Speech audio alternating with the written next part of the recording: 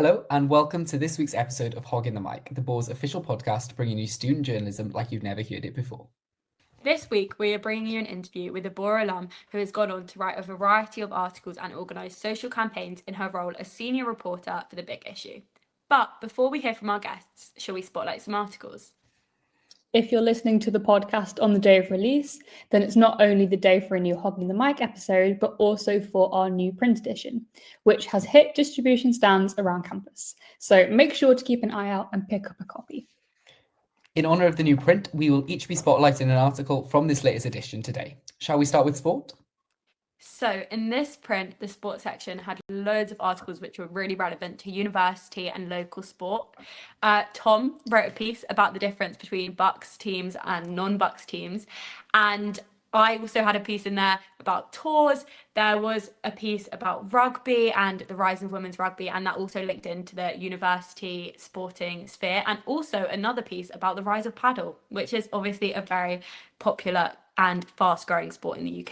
The article that I've decided to spotlight is Bucks Champions Emerging Club Leaders by Jack Kingston. This is a really interesting piece because it looks at a different aspect of Bucks, which is the opportunities they offer off the pitch and off the court. So Bucks has pioneered a new scheme where they're offering volunteer roles to students in different aspects of the sporting world, such as marketing, management, media, like lots of different opportunities for students to get involved with, all run through Bucks. So the applications for this year have now closed and the cohort has been selected. But as Jack says in the article, it's definitely something to keep an eye on in the future if you're interested in working in sport, because it's a really good opportunity to gain experience under a body that is recognised by universities as well. So it kind of combines the two.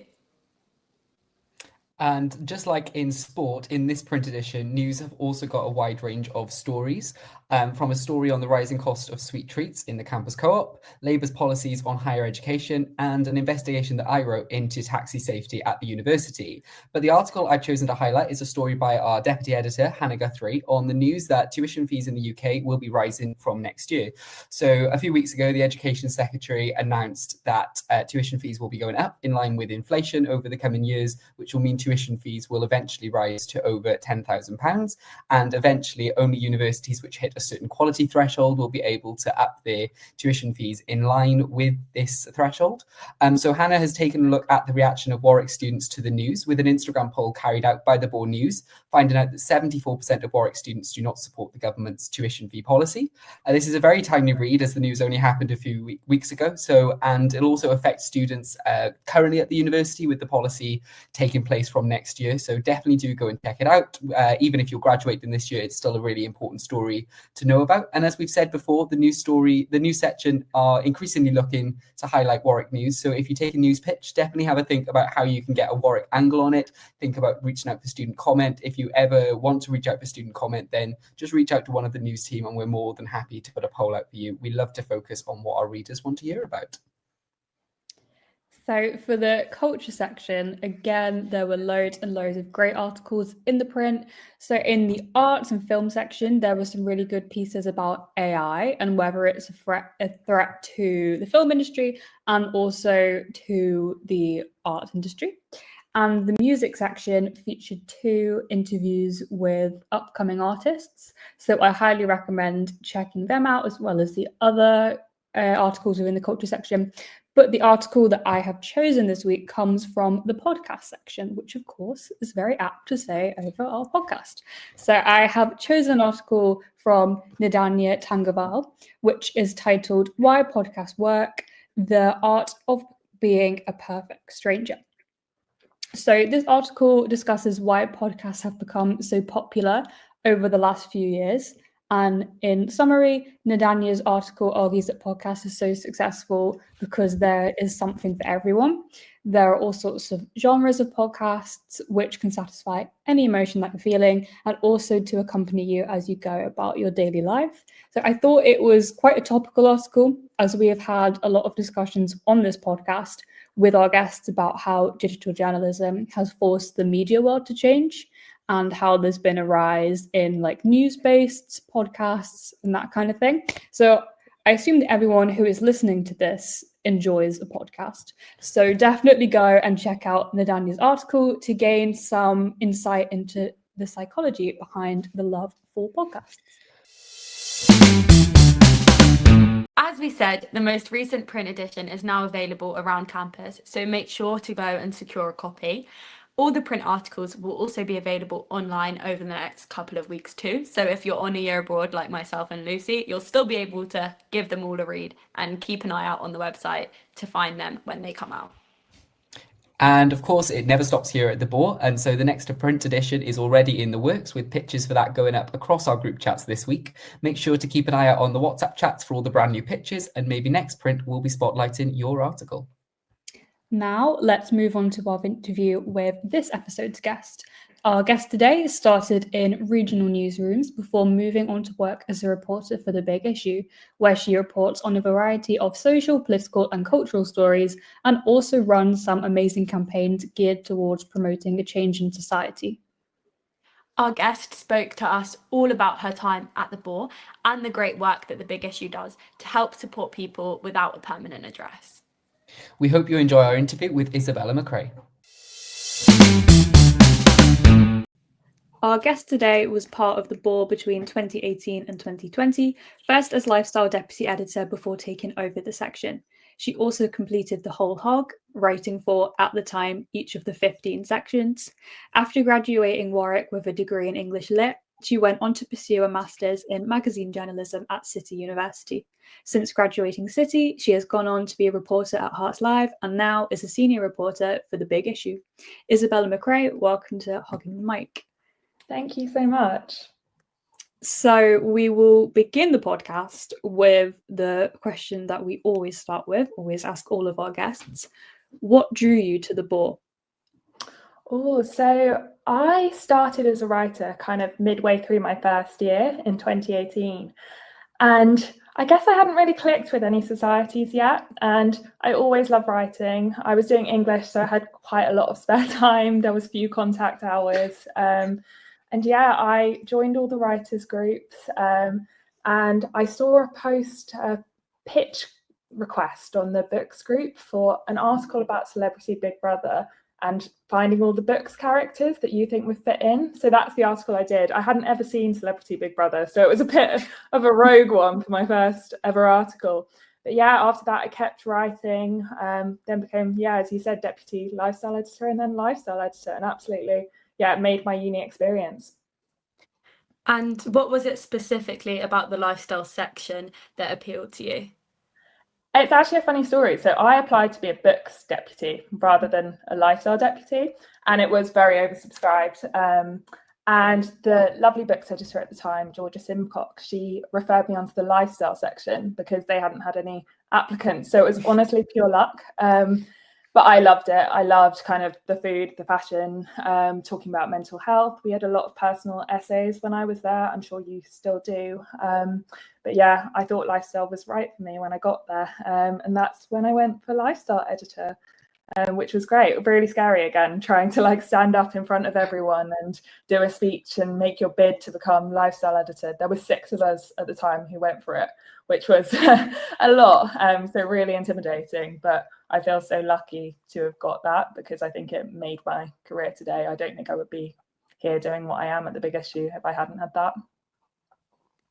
So also, as well as being lifestyle editor, as we mentioned earlier, you also wrote for all the sections, completed the whole hog challenge. So now at the time you were writing, there was 15 sections, but in the last couple of years, we've also launched the podcast section, which is edited by our head of digital media here at the podcast, Beth. And so if we were to put you on the spot, what article would you pitch to Beth for the podcast section? What would you want to write about? That's a great question. I love interviews. I love interviewing kind of celebrities, anyone kind of like has an interesting life, has interesting ideas. I think I want to interview Elizabeth Day because she set up her new, is it a podcast podcast company celebrating women, I think. So I think that would be really interesting to kind of get to the root of that. Mm-hmm. I've seen her live. I watched one of her podcast recording live. Yeah. She was really good. Yeah, she's a good interviewer. Yeah, very natural interviewer. So, as we also mentioned in your introduction, after graduating from Warwick with a degree in English literature, you went on to pursue a master's in magazine journalism from City University of London. So, what was it particularly about this master's that made you realise it was the one for you? I love to write, as I said. I think it was the course that really gave me the most opportunity to write and learn about writing, to do features in particular. I think it felt the most natural fit going from lifestyle editor to magazine journalist. I didn't have much news experience at the time, and I actually thought I might end up working at a glossy magazine, which is completely the opposite of what I've ended up doing now. And I think doing magazine journalism at City, there was actually a lot of social affairs I ended up doing. I specialised in humanitarian reporting. I did my final project on missing people, which was fascinating, speaking to kind of loved ones who'd lost missing people. And I actually tracked down a missing person, which was really interesting as well. So yeah, that kind of led me more into kind of the social affairs side of things, which I wasn't expecting at all. Can you tell us any more about that final project at City, the missing person one? It sounds really interesting. Yeah, so I mean, I worked with an organisation called Locate International. So they kind of have worked with people who've got long-term missing loved ones. So yeah, I spoke to families through them. My tutor set me up with the task of tracking down this missing person. So I kind of looked into the reasons why someone would go missing. So that might be like running away from domestic abuse. That might be something like running away because for family reasons, that kind of thing. So I actually put a call out on Twitter, a journey request, which worked amazingly. And a woman contacted me, and she was a domestic abuse survivor who'd run away from home. And so, yeah, I found her. And there was another woman actually who also responded, who'd run away from home as a child. So I had that angle as well. It's really interesting. Sounds really interesting. And obviously that was one element of your master's at City. And another part is that you have some dedicated time to go on a placement in the media. You secured your placement at Children and Young People Now. How did that position give you an insight into working in journalism and set you up for your career? Oh, it's great. Yeah. So as you said, we had to kind of do a couple of weeks. Well, actually, we were supposed to do 4 weeks of work experience while at City. I only got 2. It was COVID and it was really tricky. And it's really hard to get work experience anyway, I found. But that one I did get just by emailing the editor. He very kindly took me and another girl from my course on, and we essentially just wrote loads. It was a really small team. They do a lot of stuff around social care, education, that kind of thing. So quite similar to what I'm doing now.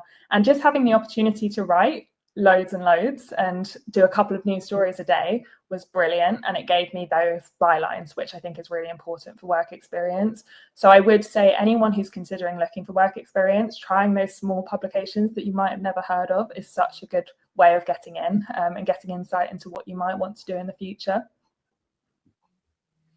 So that wrapped up your time at your master's, which sounds really interesting. And then after graduating, you went on to secure a job as a reporter for Hearts Life. How did you decide, after everything you'd done in your master's and magazine journalism, that local journalism was something that you would like to pursue? Honestly, I don't think local journalism was something I wanted to pursue at the time. It was pure luck, to be honest. I didn't really know what I wanted to do other than I needed a job. And we got this email saying there were freelance opportunities in local news. And I took them up. It was Reach PLC, which they have the Mirror, the Daily Express, and then loads of regional publications in the country. And I said I could do Hertfordshire, which is where I'm from Watford, or London. And they put me with Hearts Live, and I did freelance for a couple of weeks, and it just happened that there was a job going at the time.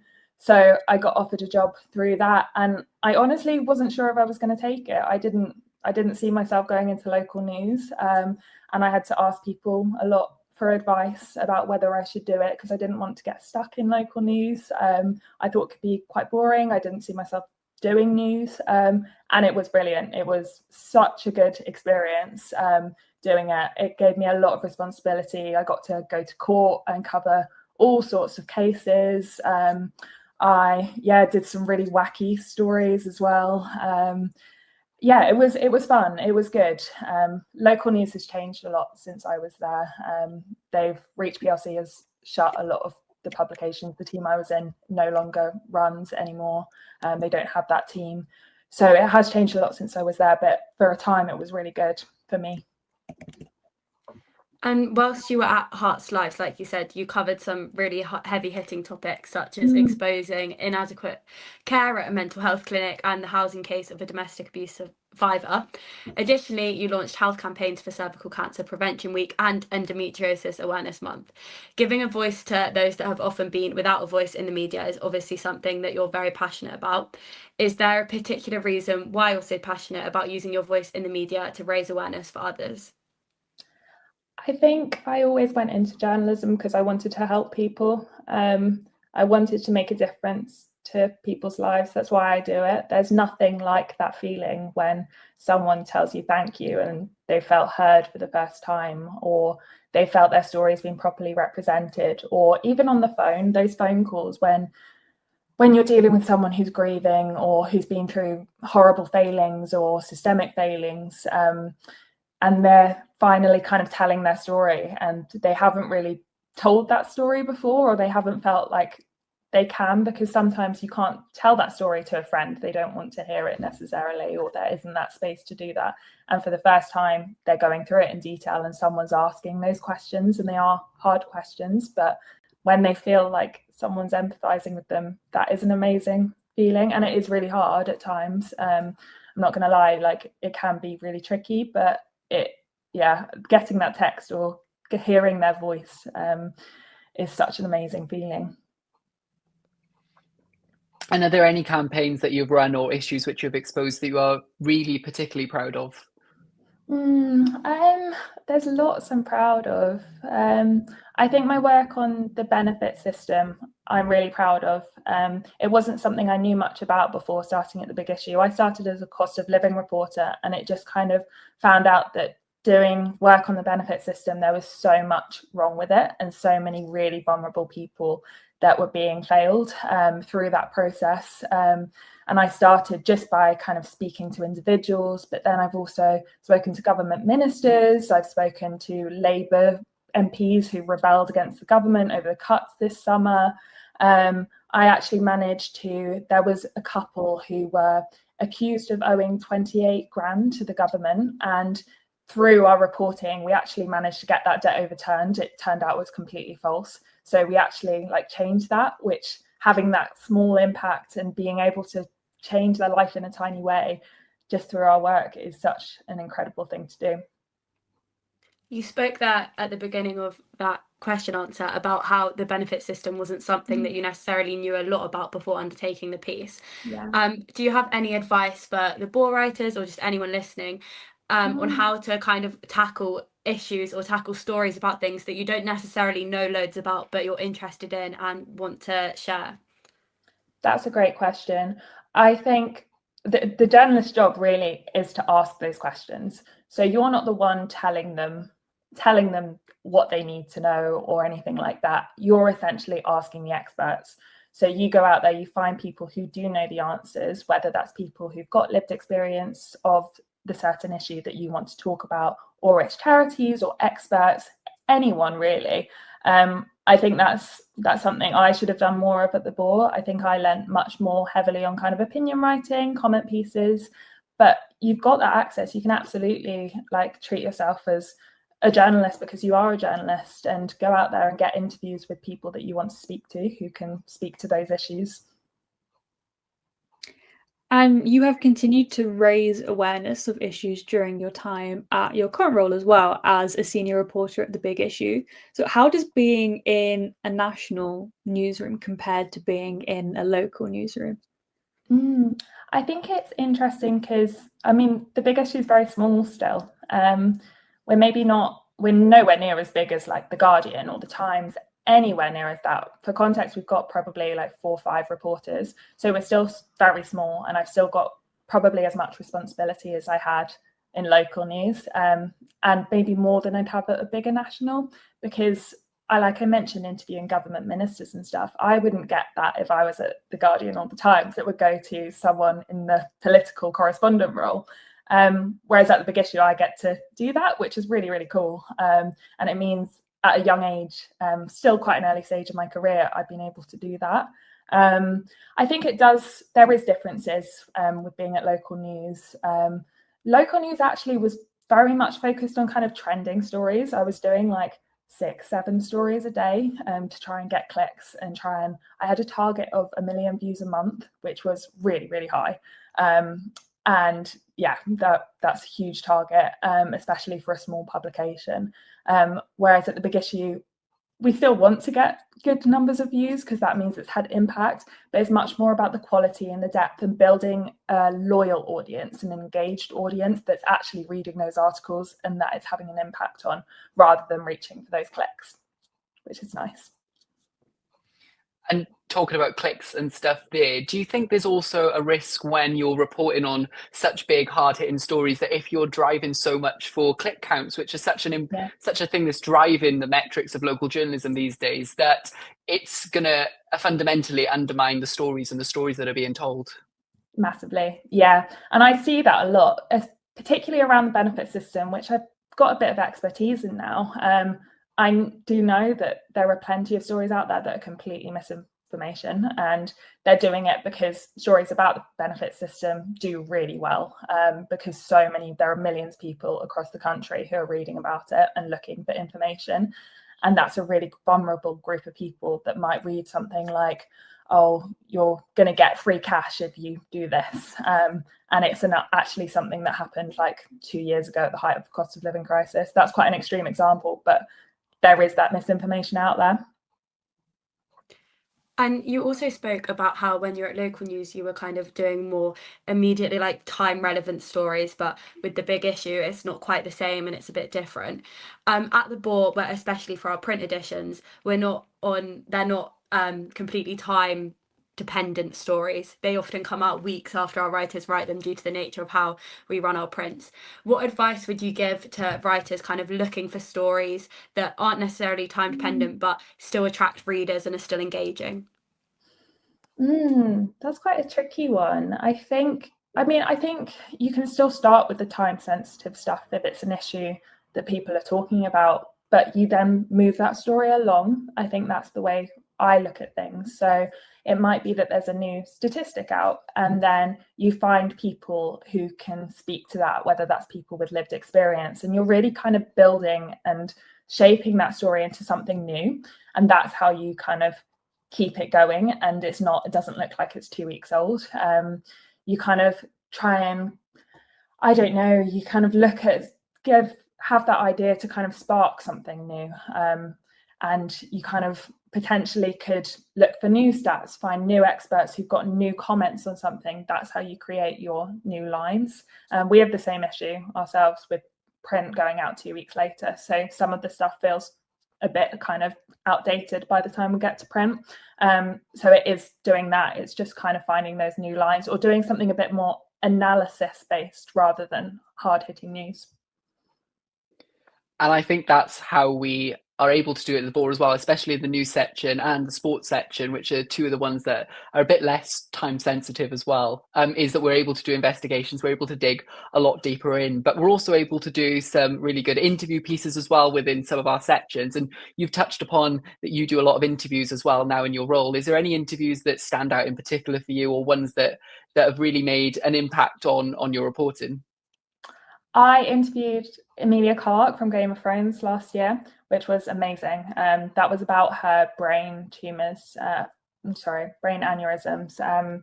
And yeah, she spoke incredibly well about how she thought she was going to die. She thought she was going to lose her job. That was amazing. I did Rosie Jones recently, the comedian. So she spoke about her experience with disability benefits. She was actually refused disability benefits despite her cerebral palsy, but she's also incredibly funny. So it was bringing that kind of lightness to an important issue. That's the interviews I like doing. They're kind of having that balance of kind of touching on still issues that matter to the Big Issue readers, which are usually around social justice, but having maybe a lightness of touch or something kind of about that celebrity, that personality that brings it to light and brings it to a new audience. And building upon that, whilst at the Big Issue, you've also run multiple initiatives within the publication, including a groundbreaking Learning Disability Week issue of the magazine, and you've also launched a weekly cost of living newsletter. So you're really touching upon those hard-hitting topics that the Big Issue readers are interested in. Where do you get the ideas from for these initiatives, such as these ones? So often they come from, I mean, the Learning Disability Week one came from a coffee with a PR from the people at MenCap. And it took around a year before we could actually convince my editors to go with it. They were up for it initially, but it takes time to get those ideas off the board, especially if they're quite time consuming, which this one was. So we had to get people with learning disabilities actually in the room to kind of chat about their ideas. That was really cool because they were people who came from all different backgrounds, all different interests. We had one guy whose favorite band was Idols, and he actually managed to go up on stage with his favorite band because of that issue. We had a Paralympic swimmer. We had a girl who has Down syndromes, but she absolutely loves clubbing, and that was amazing, kind of getting them all in the room to discuss their ideas. And that's a really cool way to get those ideas. And then the newsletter, I mean, that was at the height of the cost of living crisis. And it was just kind of, this is what people need right now. We knew we wanted to branch out and do newsletters because that's a really growing area for journalism at the minute. Newsletters is a way of doing what I said with the engaging a loyal audience. And yeah, Survival Guide was kind of an advice newsletter. It's still running, it's still going now. I kind of do it more as human interest-based stories. So people affected by poverty kind of talking about their story and great initiatives that are helping them as well. So yeah, they kind of evolve the ideas as they go along. And like you said, so Survival Guide is an initiative that's helping a lot of people. And many people will know the Big Issue from homeless people or people at risk of homelessness selling the newspapers in the street. But as we can tell from this conversation so far, the newspaper is a lot more than that. It's the world's most widely circulated street newspaper. For our listeners who don't know, how does the Big Issue actually support those who are homeless or who are at risk of homelessness? Yeah, so the Big Issue helps people who are homeless or insecurely housed by essentially, the tagline is a hand up, not a handout. So what it does is it gives those people temporary papers to start off with. And then they actually, after they've sold those, they go on to buy the paper for half price, and then they sell it on for double the price. So they're making a profit. So essentially what they're doing is they're creating their own mini business. So that's giving them a huge amount of skills and work experience opportunities. Some of them are absolutely amazing at it. I could never do it. I would really struggle standing on the street. And some of them are brilliant at engaging people, and they really learn those skills through that. And it's giving them a reason to kind of get up, get out, kind of continue with life. It's giving them a reason to make money. So it's brilliant. It's also not just the paper. It's also, we've got an investment arm. So the Big Issue invests in social enterprises. So those are kind of organizations which are helping marginalized groups. And then we also have a recruitment arm as well, which is focused on kind of helping. We have work coaches who work with people from marginalized backgrounds who face barriers into the workplace to help them get into work. That's fairly new. It's only a couple of years old, but that's really brilliant hearing the work coaches kind of engage people and get them into jobs.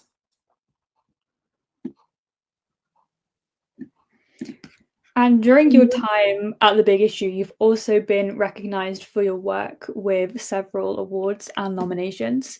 So you were a winner of the PPA Next Gen Awards in 2023, which recognises the 30 rising stars in the UK media. And you've also shortlisted for Journalist of the Year at the Scope Disability Equality Awards in 2024. And you've just been nominated for Best News Story at the Anti-Slavery Day Awards. So, of course, being a journalist isn't all about the awards, but what do these nominations mean for you and for the stories you've reported on? It's really nice. Also, this has been really kind, this whole podcast, so thank you. Yeah, it is lovely getting nominated for awards. It's always a big surprise. I will say that awards definitely aren't everything. I mean, the PPA Awards, my organisation had to pay for me to even be nominated. And that's often how awards are run in the industry, which is really sad, actually, because organisations which don't have the budget to enter you for awards kind of don't. So I think that needs to change.